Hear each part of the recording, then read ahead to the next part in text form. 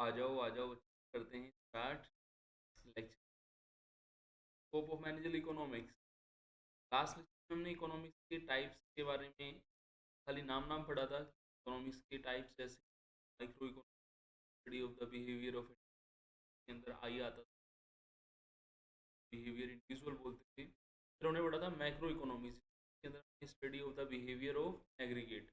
एक ही हमने बात की, ए फॉर एग्रीगेट या ओल की हमने। आज हम इकोनॉमिक्स के अंदर पहले इन्हीं को डिटेल में पढ़ेंगे कि माइक्रो और मैक्रो इकोनॉमिक्स क्या। फिर हम आगे चलेंगे, जो अदर स्कोप्स इंक्लूड करेंगे उनको हम डिस्कस करेंगे। तो यहाँ पे मैं शो कर रहा हूँ आपको माइक्रो और मैक्रो। जैसा कि आपने माइक्रो देखा था कि माइक्रो जो वर्ड है वो ग्रीक वर्ड से कमीन होता है आपका या हाउस होल्ड भी हम हैं। और जो डेवलपमेंट किया था it was develop by classical and new classical economy, क्या बोलते थे, एडम। और इसमें हेल्प की थी एल्फ्रेड मार्शल। और हमने ये भी देखा था कि एडम स्मिथ ने अपनी नेशन के अंदर इकोनॉमिक्स, मॉडर्न इकोनॉमिक्स को भी लिया था। फिर हम ये देखें, जो मैक्रो इकोनॉमिक्स है वो भी ग्रीक वर्ड से डराइव है, जिसका मैक्रो मैक्रो जिसका मीन होता है sum of the individual, means aggregate. तो यहाँ पे हम सम ऑफ इंडिविजुअल की बात करेंगे, माइक्रो की हम इंडिविजुअल की बात कर रहे थे, हाँ होल ऑफ इंडिविजुअल की बात करेंगे, सम ऑफ इंडिविजुअल की बात करेंगे, इसको एग्रीगेट बोलेंगे। अब यहाँ पे हम ये देखें कि जैसे माइक्रो डेवलपमेंट किया था एडम, ऐसे जो मैक्रो है वो किसने डेवलप किया, it was develop by modern economic James ने डेवलपमेंट किया है। यहाँ पे इन्होंने जो थ्योरी दी थी उसको हम एग्रीगेट थ्योरी भी बोलते हैं। थोड़ा सा एग्जांपल मैं आपको देता हूँ। एक कंट्री के अंदर जो पर्सन रहता है, रेजिडेंट इंडियन जो रहता है, इंडिया की यदि हम बात करें, ऑर्डिनरी रेजिडेंट इंडियन जो रहता है OR की बात करें, नॉट ऑर्डिनरी रेजिडेंट इंडियन जो इंडिया के अंदर पूरे साल नहीं रहता है, और NRI जो इंडिया से बाहर भी जाता है, इंडिया के बाहर ज़्यादा रहता है, ये सारे पर्सन जो हैं यदि हम उनके एग्रीगेट को यदि हम इंक्लूड करें तो उसको हम नेशनल इनकम बोलेंगे। तो नेशनल जो है वो आपका मैक्रो का पार्ट है। It help in determine the income and employment. यहाँ पे नेशनल इनकम की बात होगी, एम्प्लॉयमेंट की बात होगी। वहाँ पे हम किसकी बात कर रहे थे, इंडिविजुअल की बात कर रहे थे, इंडिविजुअल हम डिमांड की बात करते थे, इंडिविजुअल की सप्लाई की बात करते थे। तो बोला था जब हम यूनिट सेकंड पढ़ेंगे वहाँ पे हम डिमांड और सप्लाई की बात, वहाँ डिमांड और सप्लाई का रिलेशन देखेंगे। प्राइसिंग, जैसे डिमांड की बात करें, यदि प्राइस बढ़ रहे हैं तो डिमांड, प्राइस बढ़ रही है डिमांड घटती है, और प्राइस घटती है तो डिमांड बढ़ती है। तो ये प्राइसिंग थ्योरी बताती है डिमांड। और ऐसे ही प्राइसिंग थ्योरी सप्लाई की यदि हम बात करें, यदि प्राइस बढ़ रहे हैं तो सप्लाई भी बढ़ेगी, किसान सप्लाई ज़्यादा करते हैं यदि प्राइस बढ़ रहे होते हैं। तो हम ये देखें कि ये प्राइसिंग थ्योरी किसकी बता रही है, सप्लाई की बात बता रही है। तो ये किसके अंदर किसका पार्ट है, माइक्रो का पार्ट है।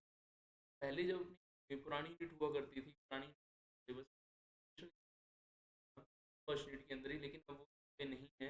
National income is the part of macro economy, note is a part of micro economy. तो यहाँ पे हम ये देखें कि हम इंडिविजुअल की डिमांड, इंडिविजुअल की सप्लाई की माइक्रो के अंदर बात करते हैं, मैक्रो के अंदर हम नेशनल की पूरी एग्रीगेट की हम बात करते हैं, चाहे वो हम इनकम की बात करें, चाहे वो हम एम्प्लॉयमेंट की बात करें। यहाँ पे तो प्रॉब्लम आएंगी जब हम बात करेंगे माइक्रो के अंदर, माइक्रो के अंदर इंडिविजुअल की प्रॉब्लम आएगी, जबकि आपकी मैक्रो के अंदर एग्रीगेट की प्रॉब्लम आएंगी, जैसे problem of unemployment, problem of poverty, आपका ओवर पॉपुलेशन। सब चीज़ें क्या हैं, ये सब आपकी मैक्रो का पार्ट है। अभी हम देखें, अब उस इंडिविजुअल को हमें एम्प्लॉयड करना है, उसकी डिमांड सप्लाई को पूरा करना है, माइक्रो का पार्ट है। तो यहाँ पे हमने माइक्रो और मैक्रो यहाँ पे पढ़ा। जैसे मैंने आपको बोला ही था लेक्चर का टाइटल क्या है, वो मैनेज क्लास माइक्रो मैक्रो को देखा था। तो यहाँ पे हम कुछ एग्जाम्पल और देखते हैं। जैसे हम इसको भी इकोनॉमिक्स के अंदर माइक्रो के कुछ एग्जाम्पल देखते हैं। जैसे मैंने थोड़ी देर पहले बोला था आपको, यदि हम डिमांड की बात कर रहे हैं, पहले तो डिमांड होता क्या है समझिएगा। डिमांड मीन्स तीन शब्द रहते हैं डिमांड के अंदर। तो एक तो पर्सन क्या, विलिंग टू बाय होना चाहिए, एबिलिटी टू पे होनी चाहिए। यदि कोई पर्सन को बाय करना चाह रहा है, उस विलिंगनेस को पे करना चाह रहा है, उसका पेमेंट करने के पास अमाउंट भी उसके पास होना चाहिए। तो पर्टिकुलर टाइम पर particular quantity, particular price, particular place पर क्वांटिटी डिमांडेड करेगा, क्या बोलेंगे, डिमांड बोलेंगे। तो डिमांड एनालिसिस माइक्रो का पार्ट है। हम डिमांड एनालिसिस के पास डिमांड को फोरकास्ट भी करते हैं। यहाँ पे डिमांड एनालिसिस जो है वो हेल्प करता है डिमांड फोरकास्ट। फोरकास्टिंग क्या होता है, प्रिडिक्शन करना, प्रिडिक्ट करना, एस्टिमेट लगाना।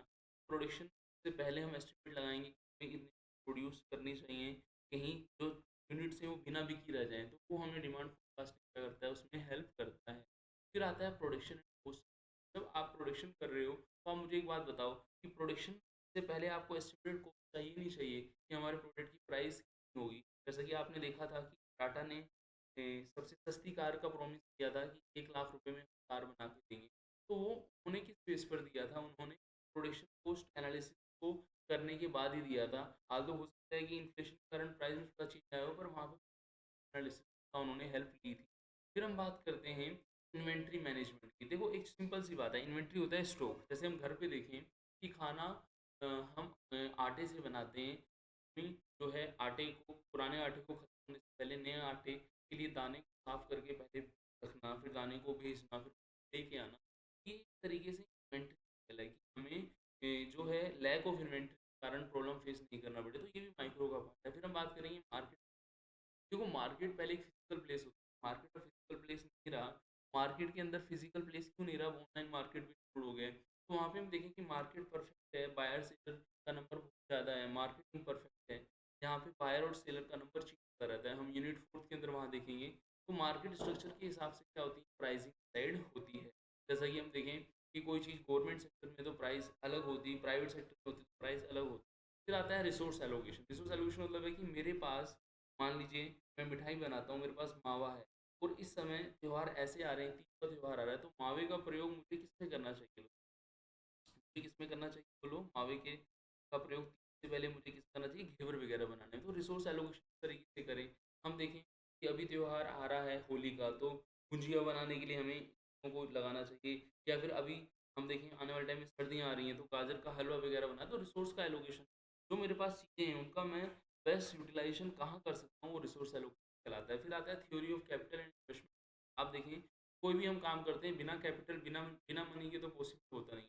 कहाँ पे मनी हमें बढ़ाने का डिसीजन करना है, कहाँ कम करने का डिसीजन करना है, तो उसमें माइक्रो जो है हमें हेल्प करती है डिसीजन मेकिंग में। आपको याद हो लास्ट में कहा था कि डिसीजन मेकिंग जो है इंपॉर्टेंट फैक्टर है, जहाँ पे हम problem, decision, D F function, PDF मैंने आपको बोला था, तो वो चीज़ें यहाँ पे आएंगी।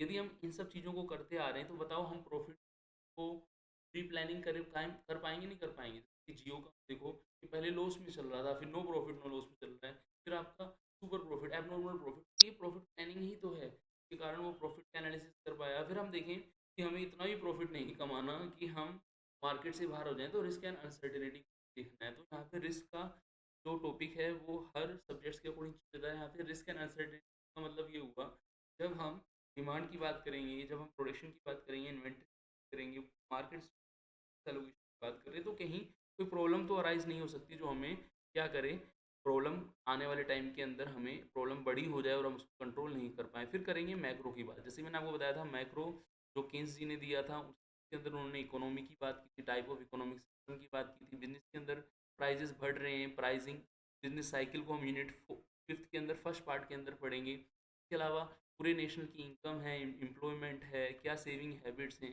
गवर्नमेंट की पॉलिसीज़ क्या होती हैं, गवर्नमेंट अपनी पॉलिसी को कंट्रोल करने के लिए इकोनॉमी को चेंज करती रहती है। हम देखें डिफरेंट सेक्टर कैसे वर्क करते हैं, बैंकिंग, आपका फाइनेंशियल सेक्टर है, सोशल ऑर्गेनाइजेशन, ट्रेड यूनियन हो गए, मैन्युफैक्चरिंग प्रोड्यूसर हो गए, वो कैसे कंट्रोल करते हैं अपने एरिया को, कैसे पॉलिटिकल इकोनॉमिक एनवायरनमेंट जो है इफेक्ट करता है। तो ये सब चीज़ें किसका पार्ट है? मैक्रो का पार्ट है। तो हमने लास्ट लेक्चर के अंदर आपको यही बोला था कि प्रीवियस लेक्चर में हमने जो सबसे पहले पढ़ा था माइक्रो मैक्रो, उनको डिटेल में हम डिस्कस करेंगे। तो इस लेक्चर के अंदर हमने माइक्रो और मैक्रो को डिस्कस किया। अब नेक्स्ट लेक्चर में मैं आपको जो बताऊंगा नेचर ऑफ इकोनॉमिक्स के अंदर जो अपने पॉइंट्स थे उनको हम पूरा करेंगे। जो 8 पॉइंट थे उनको वन बाय वन वहाँ पे डिस्कस करेंगे। तो मिलते हैं नेक्स्ट लेक्चर में। थैंक्स। वहाँ पे हम नेचर और इकोनॉमिक्स जो टॉपिक पढ़ेंगे, वहाँ पे ये स्कोप ऑफ इकोनॉमिक्स, आपका माइक्रो इकोनॉमिक्स और मैक्रो इकोनॉमिक्स भी क्या करेगा, हेल्प करेगा। आप देख लीजिए 8 पॉइंट होंगे, economics as a science, economics as a micro economics, as a macro economics, ये सब चीज़ें वहाँ पे हमें काम में आएंगी। तो मिलते हैं नेक्स्ट लेक्चर में। थैंक्स।